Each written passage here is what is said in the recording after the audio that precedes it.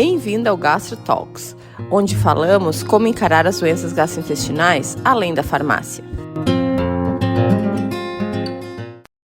Olá pessoal, meu nome é Candice Krumel.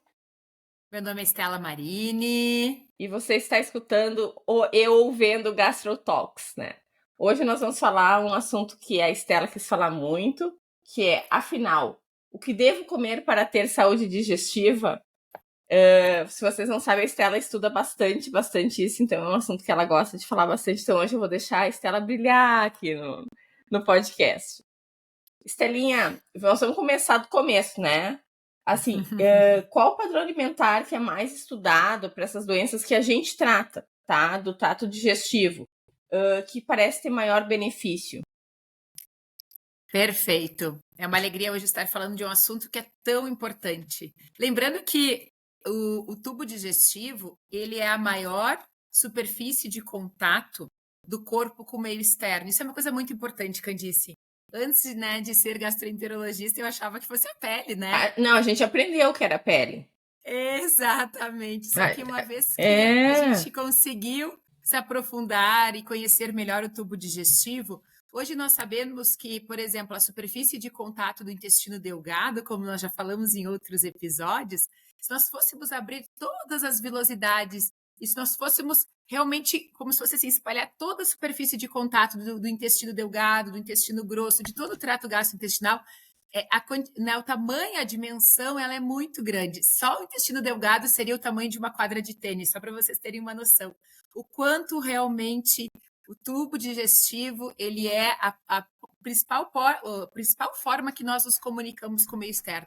E o objetivo do tubo digestivo, ela é receber aquele alimento que nós consumimos no nosso dia a dia e transformar não só em energia, como também obter todos os micronutrientes. Então, lembrando que na nossa alimentação, os alimentos de uma forma geral, eles são compostos por macro e micronutrientes. Os macronutrientes são as proteínas, né, que vem principalmente, o principal representante das proteínas então, são as carnes, as leguminosas, que é o feijão, lentilha, grão de bico, mas também os lácteos. Então, os principais representantes do grupo das proteínas são esses. Os carboidratos, eles já servem como fonte de energia, diferente das proteínas. As proteínas também elas servem como energia, mas o principal papel deles é de realmente, ele é como se fossem os construtores do corpo, né? Já os carboidratos, sim, são as nossas principais fontes de energia, e os carboidratos estão presentes nos cereais, no arroz, no feijão, na batata. Aqui na nossa região, né, em Caxias, o pessoal come bastante polenta, então esse é o grupo dos carboidratos, os pães.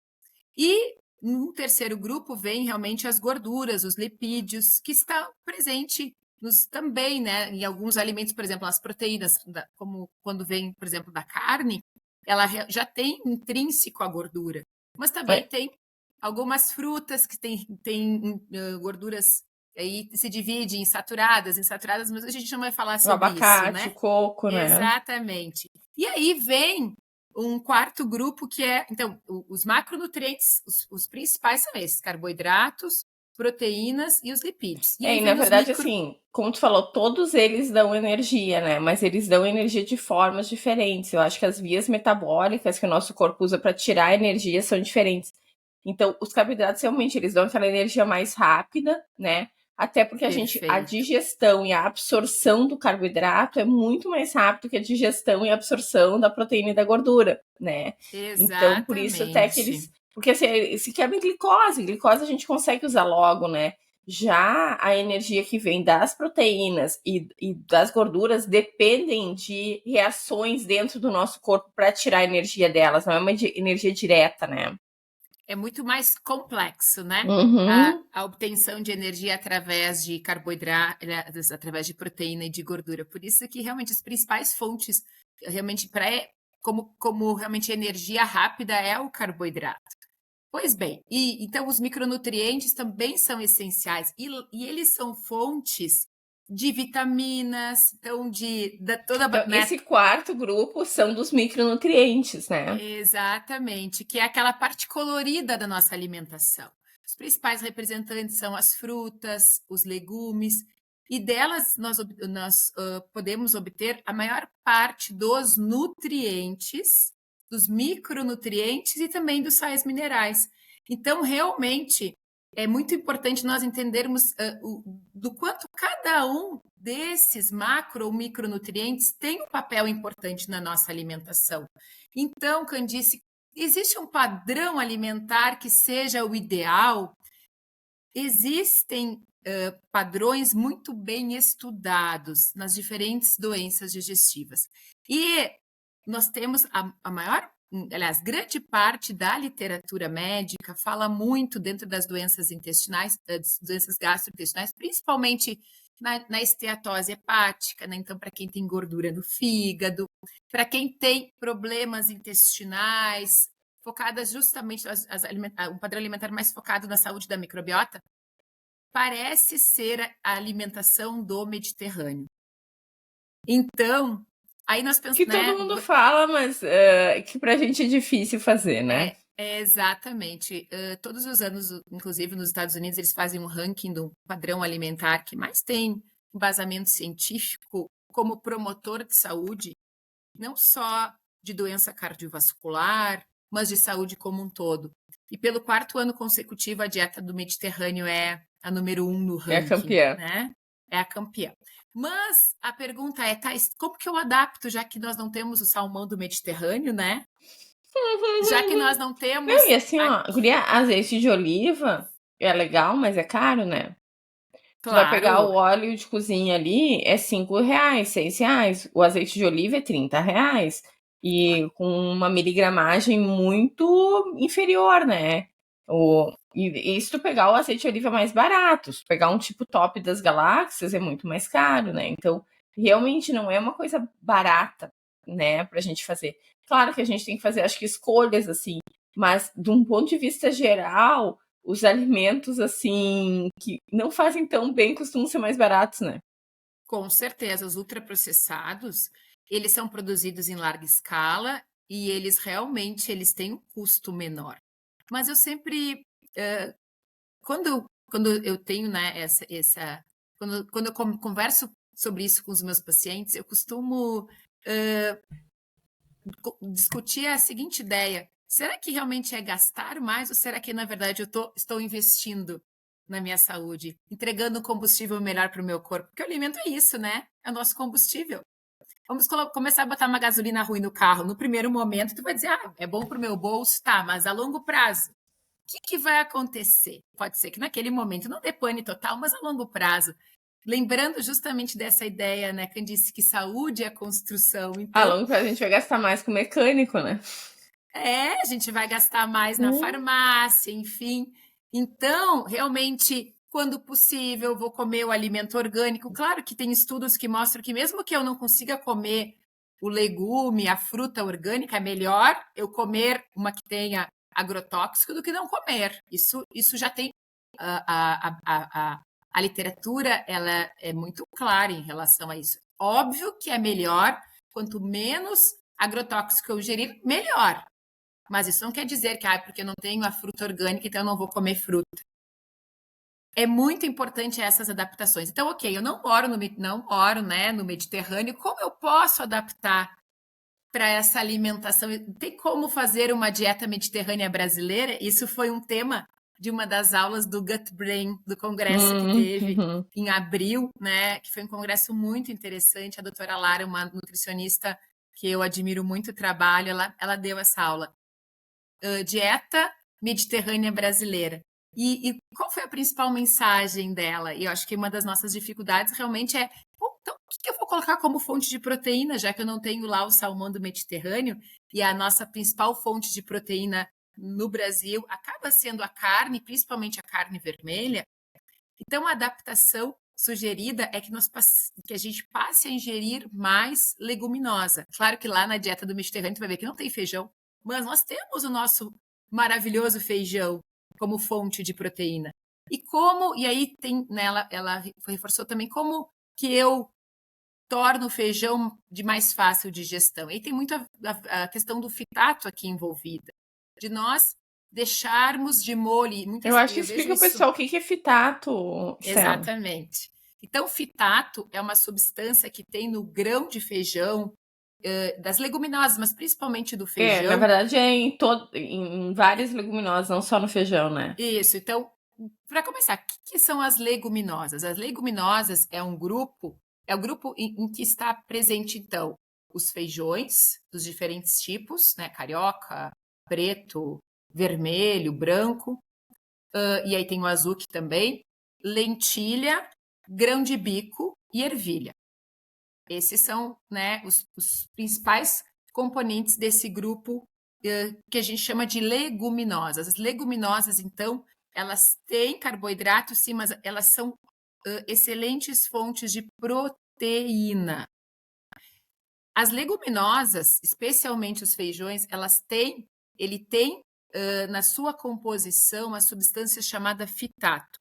E esse fitato é a substância que faz com que o feijão, mesmo sendo uma semente, a gente possa armazenar ele e ele não germina. A não ser que a gente faça aquele trabalhinho da Sim, escola no algodão molhado. no algodão molhado, porque daí ali a água elimina o fitato e aí ele germina. Então, nós conseguimos realmente consumir feijão graças ao fitato. Mas esse mesmo fitato que nos possibilita ter armazenado na nossa casa o feijão sem germinar, ele é fonte de gases. Uma vez, claro que depende da microbiota intestinal da pessoa, não é para todas as pessoas, mas uma grande parcela da população acaba percebendo que ao consumir principalmente feijão, É tem que o que a gente mais gases. consome, na verdade, né? A gente consome muito pouco grão de Exatamente. bico, né? E acaba realmente, então, acaba restringindo, tirando da alimentação o feijão.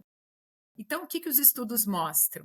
Qual é uma forma efetiva de eliminar essa substância que está ali na casca do feijão, chamada fitato? É fazer a técnica do remolho. O que é a técnica do remolho? É deixar de molho de um dia para o outro, porém, e é aqui que é o grande detalhe, eu vejo que a maior parte das pessoas ela sabe parcialmente a técnica. Deixa de molho, então coloca o feijão e aí bota isso aqui, então bota isso aqui de feijão e isso aqui d'água. Cobre tipo uns 2 dedinhos de água. O que acontece? O feijão absorve a água, não eliminou fitato nenhum.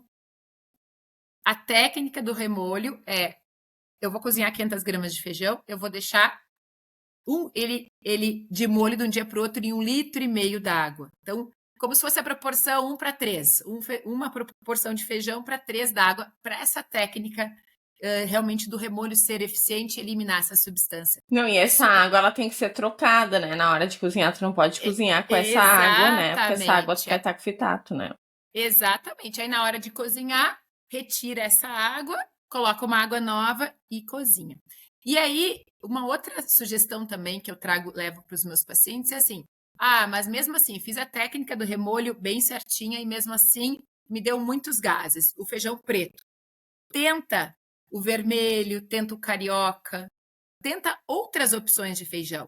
E segundo os estudos, o que menos produz gases parece ser realmente o azuki, né? Só que em termos de sabor, eu gosto do azuki, mas eu acho que os outros Eu são acho que eu nem melhores. conheço. É um feijão japonês, ele é bem pequenininho.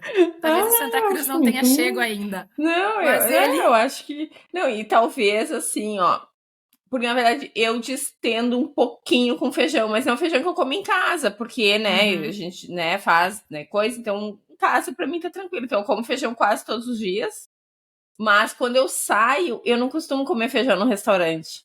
Porque Entendi, aí tá, eu não sei como é que ele foi feito, né? E daí claro. eu distendo um pouquinho. Então, normalmente, fora de casa, eu não como feijão, eu só como feijão em casa. Mas essa questão, Candice, ela é muito importante. Quando nós falamos sobre saúde intestinal, eu trouxe uma informação que é muito relevante, que é quanto à redução do consumo das fibras na população brasileira.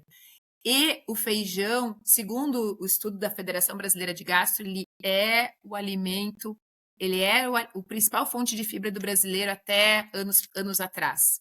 E aí, com essa questão de comer mais fora, e daí de não querer comer o feijão do restaurante, ou até mesmo se veiculou muito aumento da ferritina com o consumo de feijão, que a gente sabe que isso é para uma Ai, minoria das pessoas, Infelizmente, eu não sei se é o teu caso, mas eu recebo muitos pacientes que chegam no consultório com Sim, já esteatose, dizendo que pararam de com comer, né? ferritina alta, e me dizem assim, doutora, eu não como mais feijão por causa da minha ferritina. Uhum. Só que a gente sabe que isso, claro, que isso não é realmente, não é ideal, não, né?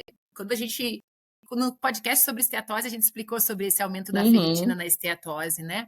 Então, o que acontece? Realmente, ao reduzir o consumo do feijão, nós reduzimos o consumo das fibras também. Então, é muito importante nós repensarmos as nossas escolhas alimentares. Nós sabemos realmente que, claro que no mundo ideal é nós realmente comermos em casa, mas a gente sabe também do quanto, para muitas pessoas, isso não é uma realidade. Mas na sequência, quando eu for falar de alimentos benéficos para o intestino, eu vou aprofundar um pouco mais a ideia da gente incluir mais, e quem sabe, à medida em que eu incluo mais cor, mais sabor, mais diversidade no meu prato, eu consigo melhorar a qualidade da minha microbiota, e aquelas bactérias formadoras de gás que faziam que ao consumir o feijão eu estufava, eu distendia, eu tinha gases, elas ficam em menor, né? Diminui a população e, consequentemente, diminui meus sintomas. Então, eu quero falar um pouquinho, então, Só vou te sobre... interromper de novo, Estelinha, pra gente voltar pro feijão, tá? E assim, ó, Perfeito. e na verdade tem uma dúvida muito grande, assim, e talvez tu vá falar super bem sobre a proteína do feijão e a proteína da carne. Porque principalmente quem defende a dieta low carb, né? E a dieta low carb tira as leguminosas total, fala que a disponibilidade da proteína da carne é diferente da disponibilidade da proteína das leguminosas no nosso corpo. Quer dizer assim, a digestão e a absorção e como o corpo usa essas proteínas é diferente. E, claro, eu acho que tem uma diferença mesmo, né? Mas eu não sei se tu poderia falar um pouquinho sobre essa parte da proteína das leguminosas. Claro. Realmente, se a gente for ver em termos assim de quantidade de proteínas, tu pega 100 gramas de feijão, ela vai ter uma quantidade menor de proteína do que a carne. Mas nós temos aqui um ganho de outros nutrientes que nós, na carne, são diferentes nutrientes, digamos assim, né, Candice? Por exemplo, quando eu consumo feijão, além de estar consumindo proteína, eu vou estar consumindo, então, ferro, zinco, fibra. E nós sabemos também que o feijão ele tem um menor teor de gordura saturada, que não é uma gordura boa para a nossa saúde, né? Já a carne vermelha ela é ótima fonte de proteína, com certeza. Ela é ótima fonte de ferro, com certeza. Inclusive, ela tem realmente a quantidade de ferro que está presente lá na proteína de origem animal é maior do que do feijão, e é um ferro não M. Então, ele precisa. Não, desculpa, ele é um ferro M. Então, ele não precisa da vitamina C como o ferro lá do feijão, que ele precisa da vitamina C para ser absorvido. Mas, por outro lado, a carne ela é rica em gordura saturada, que tem outros que pode realmente, quando em excesso, aumentar o colesterol, enfim. Então, assim, então, Stella, que é melhor? Qual é a melhor fonte de proteína? Realmente eu penso muito nesse equilíbrio, sabe? Então, realmente a absorção da proteína da carne, tipo, é mais eficiente, né, Candice? Sim, realmente a Mas proteína da carne, para nós seres humanos, ela é mais eficiente que a do ela é feijão. mais eficiente que a do feijão. Mas essa Mas o feijão tem combinação. outras coisas. Exatamente. Tem outros nutrientes que vai nos dar saciedade, A por carne também exemplo. tem, né, gente? Tem vitaminas também, né? Não é como se a carne tivesse só proteína e gordura ali, né? Não, Tem outras coisas claro que também, né? não. Ela também tem É. ferro, ela tem, ou tem muitos, tem a vitamina B12, né, na Uhum. carne, que, por exemplo, as leguminosas não têm. Então, eu acho muito complicado essa questão da restrição, né? Tipo, vamos restringir tal coisa. Eu penso muito nesse equilíbrio. E a gente, como gastroenterologista, nós sabemos do quanto o consumo excessivo da carne, ela realmente impacta na nossa saúde intestinal. Até a gente estava conversando antes que a gente vai fazer um podcast um dia sobre isso, mas quando se olha como fica a microbiota intestinal depois de uma dieta cetogênica, é triste, Uhum. né? Exatamente, ela acaba realmente selecionando muito. Lembrando que a alimentação preferencial das nossas bactérias do bem é justamente a fibra. Então, eu digo, é muito complicado, né? A gente sabe que quando a gente estuda realmente as dietas low carb, as dietas mais restritivas, ãh, elas parecem ter benefício, né, a curto prazo. Só tem um problema, elas não são sustentáveis a longo prazo. Nós temos, por exemplo, estudos da low carb, principalmente para paciente com tem doenças que precisam, né, relacionadas ao ganho de peso, tipo esteatose, né? Ok, a Uhum. gente sabe que o tratamento da esteatose é perder 7% do peso. Então, eu faço uma dieta low carb, eu reduzo esse peso. A questão é, o que os estudos mostram? A curto prazo, as pessoas conseguem sustentar. Mas a longo prazo já não mais. E aí o que que acontece? O reganho de peso. E eu Então, acho que assim, ó, talvez a gente tenha que pensar que, tipo assim, low carb não é no carb, né? E que assim, ó, exatamente. muitas pessoas têm uma dieta high carb, tipo assim, com Uhum, muito carboidrato. Que se tu botar uhum, isso pro, tipo assim, ó, vamos comer normal, tu já vai fazer uma uhum. low carb naquela pessoa, entendeu? Tu não precisa nem, tipo, Perfeito. super restringir, tu só vê. Porque assim, às vezes eu falo com os pacientes, tipo, e tu também, né, óbvio. Tá, mas me explica o que que tu come durante o dia. Cara, é pão e Uhum, pão e uhum, pão, uhum. Em todas as entendeu? refeições. E lembrando também que o ovo é ótima fonte de proteína. A Uhum. gente, no Eu amo nossa, ovo. o nosso padrão alimentar brasileiro, hoje, ele é muito mais parecido com o padrão alimentar do americano. O americano tem uma dieta muito rica em gordura, em proteína e em alimentos ultraprocessados também, né? Então, assim, esse padrão alimentar rico. Então, por exemplo, proteína. O ideal é comer 0,8 a 1 grama por quilo, né? Então, uma pessoa de 60 quilos, 60 gramas de proteína. Então, assim, cada ovo tem 6 gramas, cada pedaço de peito de frango tem 25 gramas, né, que é mais ou menos o que tem ali numa concha grande de feijão. Então, assim, mas também tem proteína no leite, também tem proteína nos nuts, né, nas castanhas, no amendoim. Então, é essa variedade, né? Então, realmente, eu sou realmente muito partidária da seguinte ideia: incluir mais cor, mais diversidade, tentar evitar a monotonia. Eu sempre como aquele mesma comida. Eu sempre como, né, de fruta. Eu como 2 frutas por dia. Eu sempre como banana e maçã. Tá, mas por que não incluir outras cores, outras frutas? Eu sempre como no almoço alface e tomate. Ok, é bom, é ótimo, mas por que não me permitir comer ralar uma cenourinha que demora acho que 30 segundos, né? Colocar lá uma outra cor no meu prato. Então, eu penso que existe, tá lá, qual é o melhor padrão alimentar? Claro que é de acordo com o que a pessoa gosta, porque senão não vai ser sustentável, mas ao mesmo tempo, então, é tentar aliar sabor com essa diversidade, incluindo mais alimento, e automaticamente o que não é tão saudável vai perdendo o lugar no prato. Eu vou dar o exemplo do meu filho, né? O Davi, ele tem 10 anos e ele estava numa fase bem seletiva. E aí, quando aí no restaurante eu percebia que ele pegava a batata frita, aí ele Massa. pegava batata frita, massa e uma carne. E daí eu fui devagarinho trabalhando com ele a ideia de colocar mais prato, mais cor no prato dele. E aí, aos poucos, ele foi substituindo a batata frita pelo arroz integral, o feijão, a carne, e aí ele começou a colocar fruta. Aí outro dia ele começou a botar alface, e aí eu fui vendo que o espaço que a batata frita foi ocupando foi cada vez menor, e quando veio a batata frita já nem estava mais no prato dele. E foi uma coisa ao natural. Então, é isso, é incluir mais. Automaticamente o que não é tão saudável vai perdendo espaço. E tu vai readequando o teu paladar. Mas isso eu acho que é uma coisa muito importante, Candice, a gente tentar ajudar as pessoas a diminuir aquele peso na consciência. Eu estou com vontade de comer, eu vou comer, mas eu não vou comer todo o prato de batata frita. Não, eu acho, você até estava conversando com isso com um pessoal hoje do trabalho essa semana. Eu acho que no momento que tu começa a estudar alimentação, algumas coisas vão perdendo um pouco aquele brilho, Eles. né? Então até nós tava falando, de tipo ir na padaria, pedir um pedaço de torta pra comer.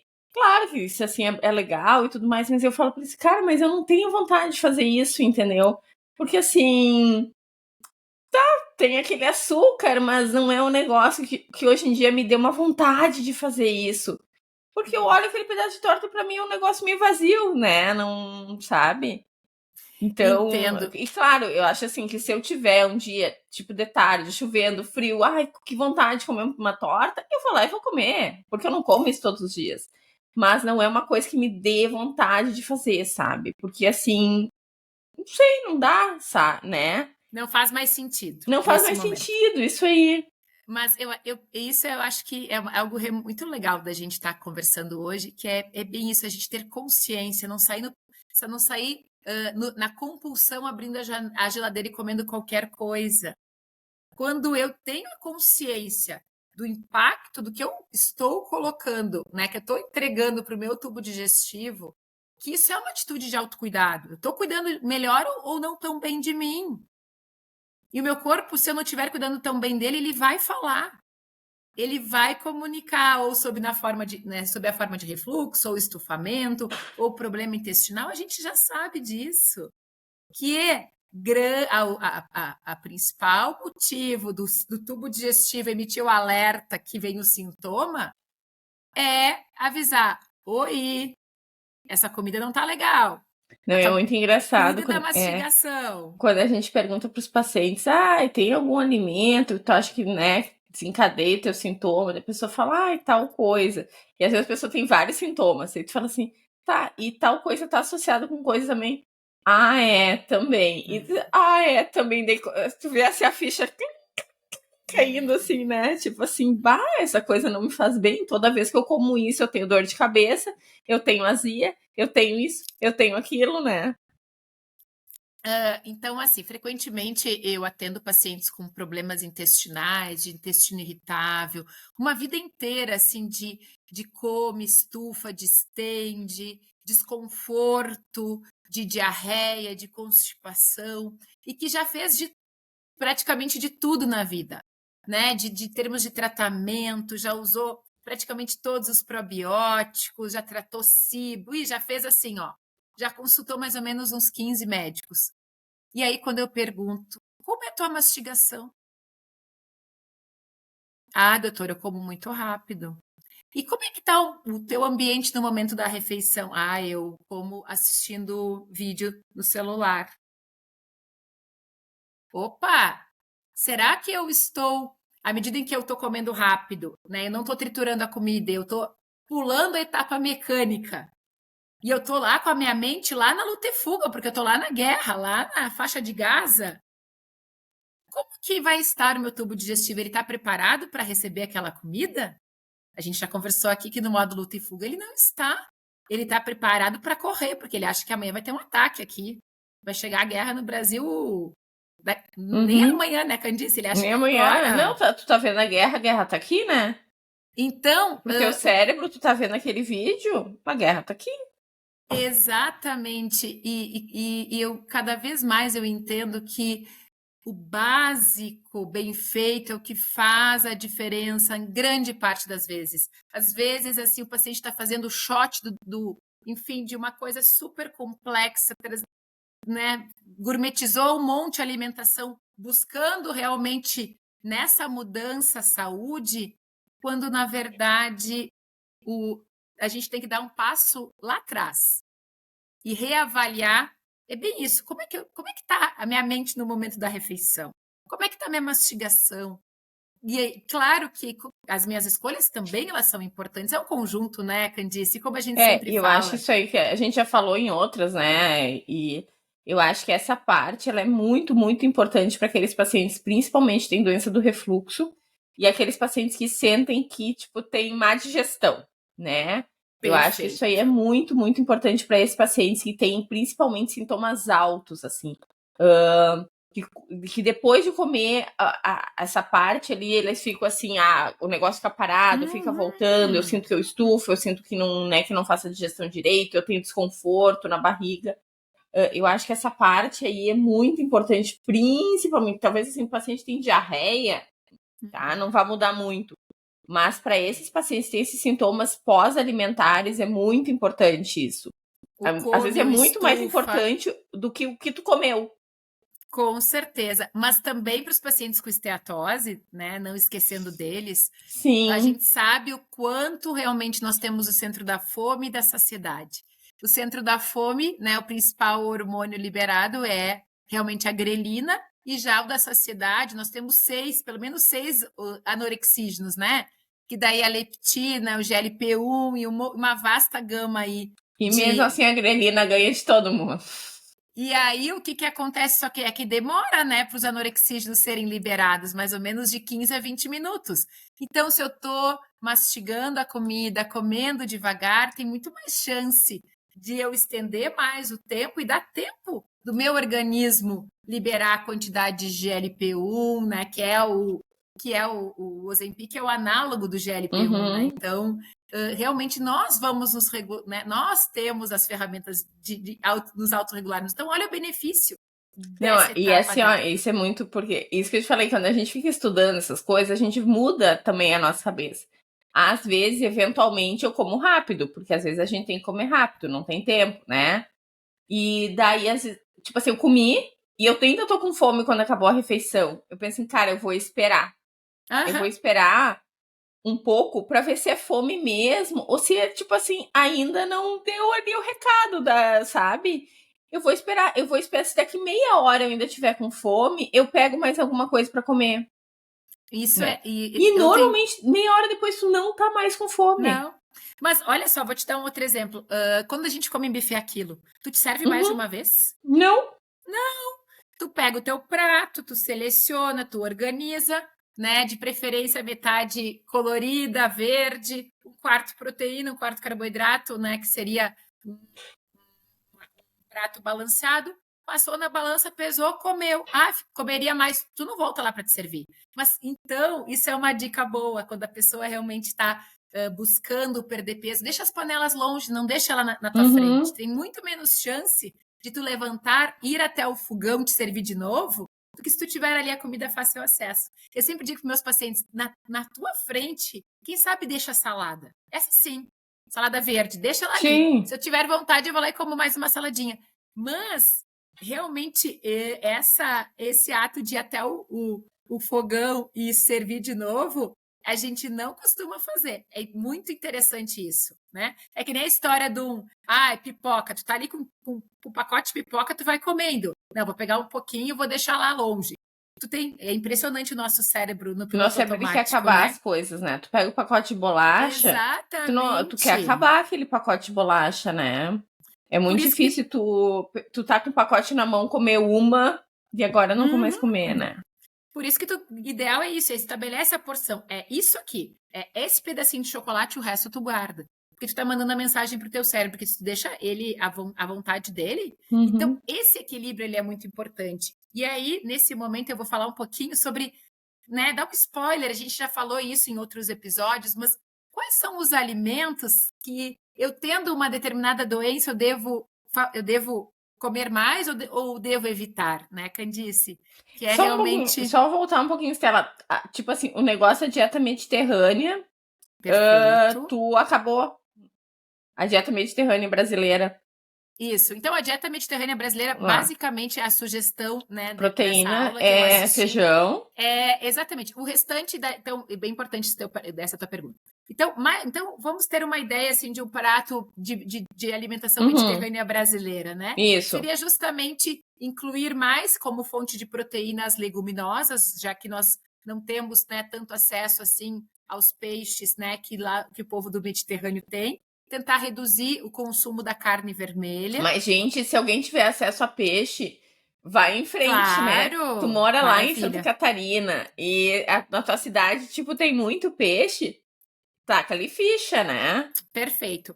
Uma outra, algo também importante da dieta do Mediterrâneo é o consumo do azeite de oliva, como nós falamos ontem, que ele é rico, inclusive, em ômega 3, né? Então, realmente, o azeite de oliva ele tem muitos benefícios para a nossa saúde. Ele tem realmente aquela gordura do bem, né? O ômega 3 Que é uma gordura anti-inflamatória, né? exatamente, é uma gordura insaturada.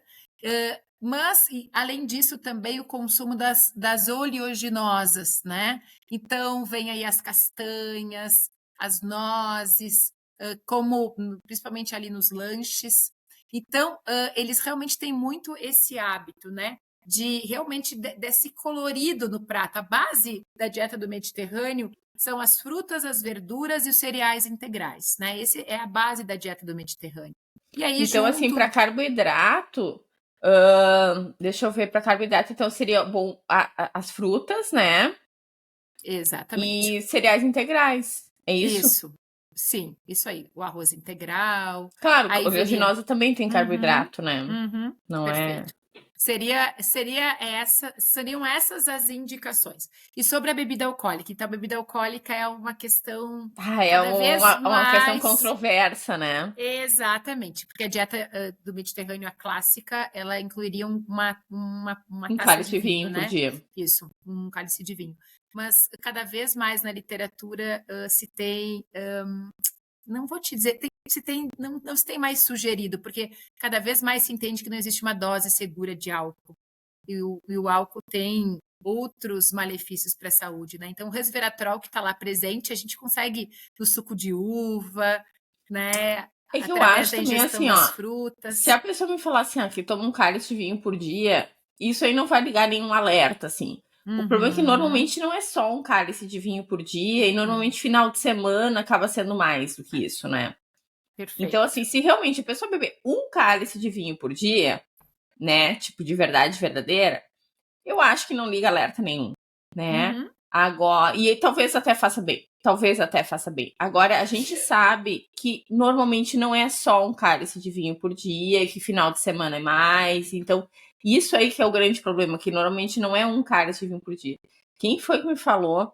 Esses dias foi no consultório, uma paciente com 85, 86 anos, com a filha dela, e a filha dela reclamou que todos os dias depois do almoço ela tomava um dedo assim de conhaque. uhum. E a mulher falou que ajudava a digestão dela. Assim, 86 anos, tomando um dedo de conhaque. Deixa eu tomar o dedo de conhaque, entendeu? Não, né? Não é Sim. agora, né, que vai, sabe? E então eu acho que tem isso, assim, da quantidade, né? Mas que a gente sabe, assim, que normalmente não é só um cálice mesmo, e que. Mas se for isso, também não assim, eu acho que não é uma quantidade pequena, né? Mas e também tem uma questão ali do vinho, Candice, que eu achei interessante, acho interessante falar, que eu realmente estudei isso há pouco tempo. Realmente o vinho, assim como o café, assim como os lácteos, ele diminui a absorção de cálcio dos Uhum. alimentos. Então, a gente sabe que os lácteos, desculpa, eu falei os lácteos diminuem o cálcio, não, Não, os lácteos é de na ferro. verdade é o Eu chocolate e o misturei. café nos lácteos, né? Exatamente, eu errei. Realmente, os lácteos diminuem a absorção de ferro, por isso que a gente não deve consumir Uhum. tipo, depois da refeição, por exemplo, do almoço, um café com leite, senão eu diminuo a absorção do ferro. Mas, realmente, o vinho parece ter essa alteração aí na absorção do cálcio dos alimentos. Então, também a gente tem muita coisa que aí a gente está começando a entender melhor, né? Como é que é a Uhum. interação dos alimentos, enfim. Então, eu e essa questão de ingerir vinho, né, na dieta do Mediterrâneo é algo realmente cada vez mais questionável pela literatura, É, né? controverso. Eu acho uma coisa importante colocar na dieta água, né? Assim, Com que. certeza. E tá até no negócio lá um monte de copo de água, assim, né? Na pirâmide ali da dieta do Mediterrâneo. Que isso também é uma coisa que às vezes o pessoal cuida um Exatamente. monte de alimentação, e daí tu vai ver, e a água. Ah, não, isso eu não tomo, não. Exatamente. A gente sabe, né, que existe mais ou menos aquela quantidade ali de líquido, né, de 35 ml por quilo, que dá mais ou menos uns 2 litros e meio, né? Então, que realmente seria uma quantidade ideal, né? Mas voltando à questão da alimentação, tem mais alguma coisa que tu queira falar Não, eu sobre acho que era isso. Acho que fazer um resumo, então, qual seria a dieta mediterrânea à la brasileira, né? Eu acho que é Perfeito, isso aí, assim. Então, tipo assim, ter proteína, né? E se, tipo assim, perfeito, em vez da carne vermelha, dá preferência, então, para ter também bom. Carne vermelha não é ruim, né, gente? Mas assim, não precisa ser só carne vermelha, fonte de proteína. Dos carboidratos, perfeito, para as frutas e para as leguminosas também tem carboidrato, né? Cenoura, beterraba também tem carboidrato, né? verdade. E cereais integrais. E pensar bastante nos micronutrientes e na gordura, a preferência para azeite de oliva, né? Perfeito, exatamente. Lembrando dos azeites em termos de ômega 3, né? Como eu tinha falado no episódio anterior, seria o de oliva, o de abacate e dos mais populares seria o de canola, né? Que até a gente mostrou que no Congresso de Doença Uhum. Inflamatória isso foi apresentado, né? Então, em relação a essa organização do prato, né? Eu costumo mostrar para os meus pacientes uma sugestão que seria assim, metade do prato seria a parte colorida e tentar colocar sempre os vegetais, os crucíferos, né? Aqueles verdes escuros, porque eles têm são ricos em cálcio, em vitamina B12, então são fontes importantes de micronutrientes. Então, por exemplo, alface, radite, aí nos legumes, né? O brócolis, a cenoura. Então, metade do prato é essa parte colorida. E aí, especialmente quando você não for fazer uma refeição com carne, colocar também nessa parte colorida frutas com vitamina C. Rodela por exemplo, cortei uma laranja, metade de uma laranja. Por quê? Porque se eu não for consumir a carne, for consumir feijão, ao consumir junto a vitamina C, eu vou estar melhorando a biodisponibilidade do ferro, ou seja, eu vou estar aumentando a absorção do ferro. E é melhor Então, comer a laranja que tomar o suco de laranja, né? exatamente. Então, é porque a gente daí está consumindo a fibra e aí menos frutose. A gente sabe que a frutose, especialmente para quem tem esteatose, não é legal. Então, imaginem dessa forma: metade do prato é a parte colorida, um quarto é a proteína, sempre que possível, colocar as leguminosas, e eu vou comer carne, ok, mas tentar ocupar um espaço menor com a carne. E lembrando que não há obrigatoriamente, a carne não é necessária em todas as refeições, desde que nós consumimos, sim, outras fontes de proteína. E a outro, um quarto, é realmente os carboidratos, né? E daí vem o arroz, ou a massa, ou a batata. Então, realmente são esses os E alimentos. eu acho também legal pensar o seguinte, que a gente tem alimentos que a gente digere muito rápido e alimentos que a gente digere devagar. Então, se a gente comer só massa, massa normal, sem ser massa integral, comer só massa, dali 1h30, 2 horas, a gente vai estar com fome de novo. Porque assim, a gente já Exatamente. digeriu aquela massa, já absorveu, fez pico de glicose, aquele açúcar já foi. Então, se a gente colocar, e daí talvez entre as proteínas, colocar gordura na nossa alimentação, colocar fibra, assim, de tipo assim, as cereais integrais e tudo mais, a digestão vai ser mais lenta. Então, ali vai passar 1 hora, 2 horas, 3 horas, 4 horas, e daí que a gente vai começar a ter fome de novo, porque o corpo ainda vai estar digerindo. Então, quanto mais simples o alimento que tiver no nosso prato de digestão, assim, arroz branco, massa, sei lá, o que a gente digere muito rápido, mais perto ali a gente vai ter fome da refeição, né? Perfeito. É exatamente. A fibra, esse é o papel dela, né? Esse é um dos papéis, porque tem muitos É, outros, né? porque Mas o corpo ele é fica tentando digerir a fibra. Ele fica tentando, até que ele, tipo assim, tá, exatamente. deu, passa. Se eu não conseguir digerir, né? Sem falar que ele também, então ela retarda esse esvaziamento do Sim. estômago, né? E também aí não tem aquele pico de insulina, né? Então, e tem mais algumas questões que eu acho bem interessante. Por exemplo, tu vai comer uma sobremesa, mas então lá no almoço coloca chia na tua salada. Aumenta essa quantidade de fibra, porque vai te Uhum. ajudar quando for comer o açúcar branco, quando for comer a sobremesa, já vai te ajudar a não dar aquele pico De de insulina, né? insulina. Porque, claro, tu comeu, tu vai comer a salada e depois tu vai comer, mas lá ali no estômago, como é pouco tempo, né? Vai estar tudo junto. Então, isso é Uhum. importante, como eu disse antes, né? O incluir mais. Isso realmente e fazendo também escolhas melhores, né? E deixa eu te perguntar uma outra coisa sobre os micronutrientes. Tu vai ver que vai acabar o podcast e não vai falar nada de doença digestiva. Tipo assim, ó, eu vou te falar. Eu sou uma pessoa que eu gosto de tipo assim, as coisas, tipo assim, a cenoura, abobrinha, coisa e tal, mas tipo, eu normalmente eu dou uma cozinhadinha, até porque fica mais doce, e eu sei que é ruim, mas tudo bem. Mas é que eu gosto dessas coisas, tipo assim, né, no vapor, qual é a diferença entre tu comer a coisa crua, a coisa no vapor, a coisa que tu fez na panela mesmo com água, sabe? Ótimo. Isso também é a forma como tu prepara o alimento Isso, vai manter, conservar mais ou menos os nutrientes, né? A forma melhor é a forma crua. de como tu tirou da natureza, sempre que possível, né? Porque tem alguns Eu sei, mas é alimentos tão bom comer que quentinho no não tem. inverno, aquela abobrinha com Claro, a cenourinha, sabe? mas aí que tá, a gente vai adaptar de acordo com as circunstâncias. É óbvio que é melhor tu comer por exemplo, uma cenoura. Só me dá um segundinho, Candice. Uhum. Vocês estão escutando barulho externo? Tá escutando barulho da minha Muito casa? pouco, assim. Tá, só um minutinho. Tá. A Estela tá. Não, é que na verdade, assim, o que eu sei, tá? Eu também não super estudo isso, mas no momento que a gente cozinha as coisas, a gente quebra um pouco a fibra delas. Por isso que a cenoura fica mais doce. Então, eu tava falando assim que eu sei que quando a gente cozinha, as coisas a gente acaba quebrando a fibra, né? Por isso que até a cenoura fica mais doce quando a gente cozinha ela do que quando a gente come ela crua, né? Exatamente. Então, falando sobre essa questão da forma de preparo. Então, a forma in natura é a melhor, mas tem alguns alimentos que não tem como comer cru, né? Então, Sim. Tipo, tipo, berinjela não tem como comer cru. berinjela, Não né? tem, né? Abóbora, não tem como tu comer crua. Então, assim, Uhum.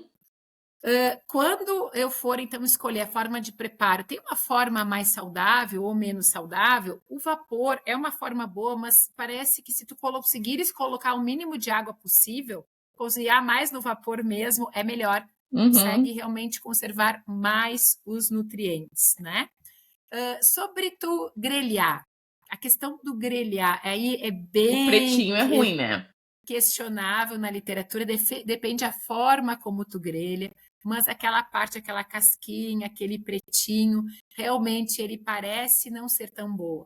E a gente também tem que ter um cuidado do tipo de panela que a gente usa, né? O Teflon, se não me falha a memória, até 2015, ele tinha um produto, né, tipo, na fabricação dele, que depois se viu que ele não é bom para nossa saúde, né? Então, também revisar, né, como é que estão os nossos utensílios domésticos também é importante. Mas assim, como eu disse, né, se E possível, talvez. E tem alguma panela que é uma panela ideal? então, Cerâmica, eu acho que é boa, né? isso, exatamente. Parece que realmente essas que são, principalmente as né, de mais tempo atrás, né, Uhum. de Teflon, ela pode não ser realmente tão boa, mas das outras, parece que a melhor ainda é aquela velha e boa panela de ferro, né? Aquela pesadona. Aquela da nona, sabe? Aquela parece Uhum. ainda ser. Mas é claro, Eu pedi, eu acho, de dia das mães, uma panela de ferro, eu não ganhei. olha só. Ó, Que tristeza. aqui em casa a gente usa ela bastante, mas elas são. É claro, a gente tem que ter um cuidado ali especial depois de lavar. Mas Uhum. é aí que tá. Tem coisas do mundo moderno que realmente a gente não consegue realmente. Do passado ainda é melhor do que de hoje, né? Com toda a Uhum. tecnologia, mas em termos de saúde, Não, ele tem. parece Eu não que. sei qual é o produto que eles usam, tem aquelas panelas tipo da Polishop, que não gruda o negócio mesmo. Tu Uhum, consegue fazer ovo frito, coisa e tal, sem colocar uhum, nada. uhum, E não com pouca libera também, gordura. porque o Teflon ele fica liberando o Teflon, né? Aquela ali não libera. Eu sou Isso. apaixonada por aquelas panelas. Mas então, a grande mensagem que fica aqui sobre a forma, quanto mais da forma in natura, melhor. Não, e eu Mas, acho que assim, quando a gente cozinha com água, muito dos nutrientes ficam na água, né? Então, exatamente, por até isso que bom o se tu vai ideal. fazer um risoto, coisa e tal, que tu cozinhou tipo assim, o brócolis na água, tu usar Uhum, aquela água no alimento também, porque o nutriente tá ali, né? isso realmente, como tu falaste, né? Quanto mais a gente coloca esse tipo, né, então, os caldos, enfim, de legumes de verdade, Uhum. né? Não colocar aquele caldo lá processado, né? Sim, tipo caldo, né, esses o né, que a gente Knorr. compra no mercado. Exatamente. Tentar fazer o caldo de legumes e aí tu já depois, né? Então tu vai trazendo, é isso, quando tu realmente começa a te dedicar um pouco mais, isso exige um pouco, né, eu digo, de organização, porque para ter uma alimentação mais saudável, é essencial realmente a organização, né? E Uhum. lembrando sempre o que eu posso estar trazendo aqui de mais nutriente para o meu corpo. Tá, Sobre. agora só, Estela, tem 10 minutos. Eu te interrompi nos últimos 50 minutos, então eu juro que eu não vou Querida. te interromper. Tu tem 8 minutos sem interrupções, tá? Então eu vou te falar o que tu Ótimo. quiser. Tá, perfeito. Então eu vou falar rapidamente qual seria o alimento que a gente deve comer mais ou menos nas principais queixas do consultório do gastro. Então, por exemplo, para os pacientes que sofrem de refluxo. Tem alimentos que são vilões, ou seja, que podem facilitar a ocorrência do refluxo, isso a gente já tem bem estabelecido. Nós sabemos que a cafeína, presente então no café, mas não é só no café, no chá preto, mas também nós temos lá no chimarrão substâncias semelhantes à cafeína. Ela realmente mantém a válvula antirrefluxo por mais tempo aberta e pode favorecer o refluxo. Então, nós devemos, para quem tem refluxo, deve evitar o consumo de cafeína, deve evitar o consumo das gorduras, deve evitar também o consumo das bebidas gaseificadas e das bebidas alcoólicas. Eu digo sempre para os pacientes, Candice, isso é muito individualizado, porque Claro, eu também falo a mesma coisa. o que Tu dá tem que ver refluxo. o que pra ti faz mal. Exatamente, mas de uma forma geral a literatura fala isso. Os cítricos também E pode dar doce, né, guria? refluxo, exatamente, o açúcar e assim como também para alguns o molho de Um tomate, molho de tomate. pimentão, também pode dar refluxo. Então fiquem atentos. Então, eu comecei a ter aquela queimação, aquela azia depois do almoço. Opa! O que eu estou fazendo diferente? Eu comecei a tomar um cafezinho todos os dias depois do almoço. Vamos cortar esse cafezinho, vamos ver como é que eu me sinto, E né? outra coisa que eu percebo em mim, se eu comer rápido, Uhum, dá refluxo depois, uhum, né? perfeito. Exatamente. Bom, e quem tem estufamento? Estufamento, e aí tem o diagnóstico, né, da nossa famosa gastrite, né, candice, que a gente já falou aqui, que a candice, que a gastrite realmente é um termo que se popularizou, né, que é a parede do estômago um pouco mais vermelha, que o endoscopista olha e vê que está um pouco mais vermelha, mas realmente a gente já falou sobre isso, quando é que ela é relevante, quando não é. Mas se eu tenho essa sensação assim de estufamento, de plenitude, de desconforto, né, digestivo depois de me alimentar, tem algum alimento que eu deva evitar? Aqui vem muita questão comportamental que a gente já tanto falou aqui, Eu né? acho que É é o mastigar principal, é o bem. comportamental. Exatamente. Mas a gente sabe que tem Mas, pessoas que têm uma menor produção de ácido clorídrico e que daí a digestão da carne e de alimentos gordurosos é mais difícil. E aí que cabe, eu tenho pacientes que falam isso, doutora, eu não consigo, a carne me pesa. Provavelmente essa pessoa tem uma menor produção do ácido clorídrico. Lembrando que a digestão do amido, do carboidrato, boa parte já acontece na boca, né? Já que a saliva tem amilase salivar, que e que a gente falou, quebra. a digestão do carboidrato, normalmente, ela é na tranquilidade, né? Exatamente, já começa aqui na boca. Já da proteína, ela depende, a principal enzima que digere a proteína é a pepsina. E a pepsina, para ela Se está lá no ativar. ácido clorídrico, mas ela está da forma de pepsinogênio. Para ela ser ativada, ela precisa do ácido, né? Do pH ácido. Então, e tem algumas pessoas que realmente têm uma menor produção de ácido, que a gente chama de hipocloridria, e por isso tem uma dificuldade na digestão da carne. Então, se você tem aquela sensação de estufamento depois que come, observa se quando evita de comer carne, ou quando come uma porção menor de carne, quem sabe coloca mais feijão no prato, sente E na verdade, menos. eu tenho alguns pacientes que começaram, tipo assim, a comer carne com abacaxi junto. Uhum. Tem também o vinagre de maçã, então antes de comer, tu come a salada com vinagre, né? Tipo assim, bota um ácido lá pra dentro, sabe? Perfeito, que ajuda na digestão, exatamente. Então, a gente vai criando essa. Mas o primeiro ponto é realmente você se auto-observar e tentar entender o que é o gatilho para o meu sintoma. É, e não, e Se... assim, ó, às vezes assim, a pessoa chega lá dizendo isso aí, tem estufamento. Com que alimentos? Hum, X. Deu, uhum, tá. O que que mais? Quando eu vou num rodízio de pizza. Eu, tá, o que que mais? Quando eu como pastel frito. É tudo coisa assim, com bastante que tem gordura e fritura, tudo mais, né? Então, claro. assim, bom, assim, né? Porque realmente, para Perfeito. digestão da gordura, a gente tem pouca coisa ainda que nos ajude, assim, né? Exatamente, especialmente para quem tirou a vesícula, por exemplo, que a Sim. digestão acaba sendo ainda mais difícil, né? E para quem tem problemas intestinais, bom, problema, por mais que daqui a pouco a minha queixa seja constipação, ou meu problema intestinal seja doença diverticular, e daí eu já tive alguma vez diverticulite, ou para quem tem realmente problemas de flatulência, de desconforto abdominal, né, que parece ser mais a nível intestinal, excesso de gases, quais são as recomendações alimentares? Tem recomendações alimentares que são gerais para essa população? Sim, estão muito relacionados ao consumo de fibra, de pelo menos 30 gramas de fibra.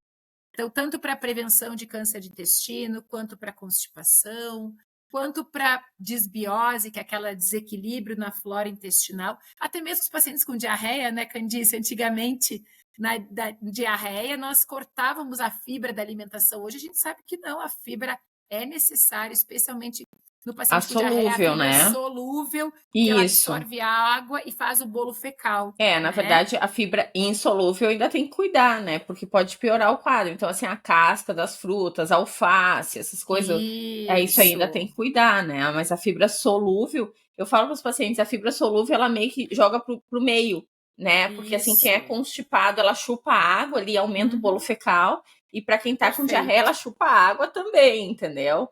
E ela joga pro meio, né? Então, é importante esse consumo de pelo menos 30 gramas de fibra. Lembrando quais são as principais fontes de fibra que a gente pode estar, né, colocando no nosso dia a dia. As frutas e as verduras são fontes de fibra, mas é muito importante a gente acrescentar outros alimentos, porque se a gente for quantificar, é pouca fibra que tem. Então, aqui a gente já reforçou muitas vezes o consumo de psyllium, que é a casca do plantago, a gente consegue comprar facilmente a granel e tem uma quantidade grande de fibra, né? Além disso, a chia, a linhaça, lembrando que a chia e a linhaça são ótimas fontes de ômega 3, né, que a nossa população acaba tendo uma certa carência. Os farelos são muito ricos em fibra. O farelo, por exemplo, de trigo, o farelo de aveia. Então, a forma de farelo tem mais fibra do que a forma de farinha, né? Então, é muito importante realmente acrescentar, adicionar no café da manhã, no lanche da tarde, eu vou comer meu iogurte, eu coloco a minha chia, eu coloco psyllium, eu coloco fruta, eu estou aumentando assim a minha quantidade de fibra. Isso vai me dar saciedade.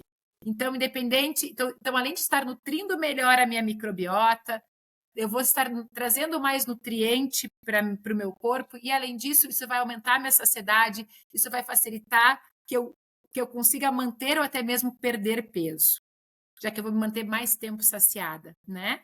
Além disso, também nós sabemos que para os pacientes que têm problemas intestinais, nós sabemos que os compostos bioativos presentes em alguns alimentos específicos, eles são muito importantes porque eles estimulam a produção dos ácidos graxos de cadeia curta, que é aquele alimento preferencial das bactérias do bem. E aqui eu vou mencionar alguns alimentos que, se vocês puderem colocar na rotina alimentar de vocês, realmente vai fazer muito bem. Um deles é a curcumina, que está presente na cúrcuma. Então, a cúrcuma, ela tem sido muito estudada e realmente ela é muito benéfica para a saúde da Que está no microbiota intestinal. açafrão. Exatamente. No Brasil, Que né, a deixa gente... tão bonitinho o arroz com açafrão. Ele fica todo amarelinho, deixa o prato colorido. Verdade.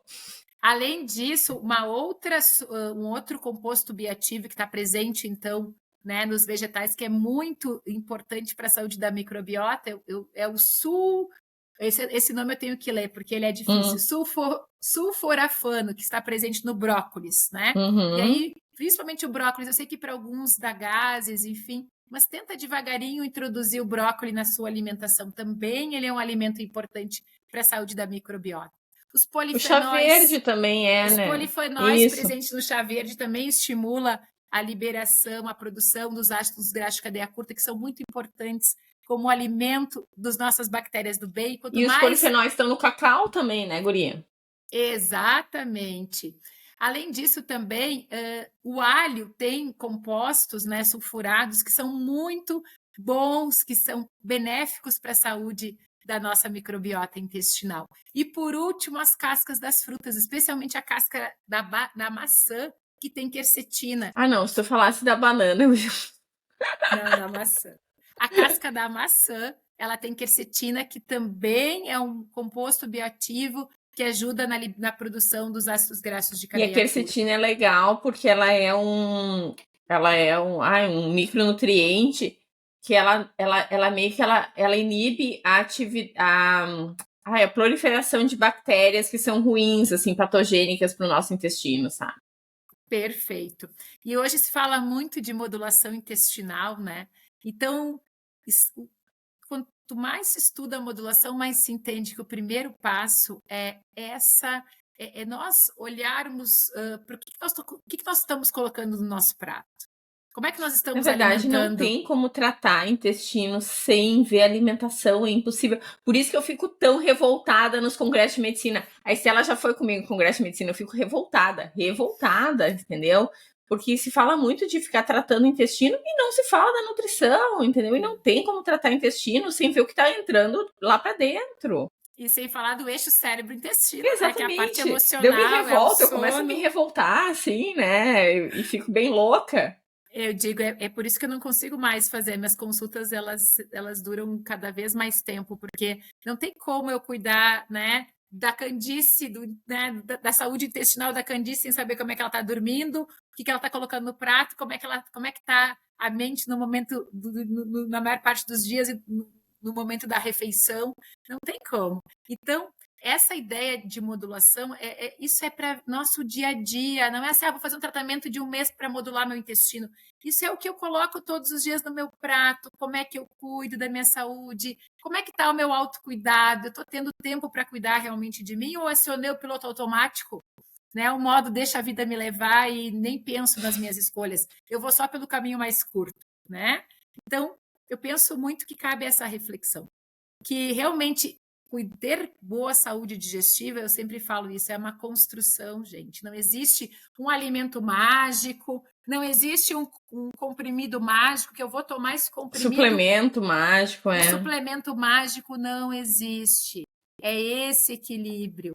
E o que realmente o nosso corpo conhece é comida, não é? Muito mais do que pensar no suplemento, vou pensar em deixar meu prato mais colorido. Vou buscar aquele nutriente na comida. Uhum.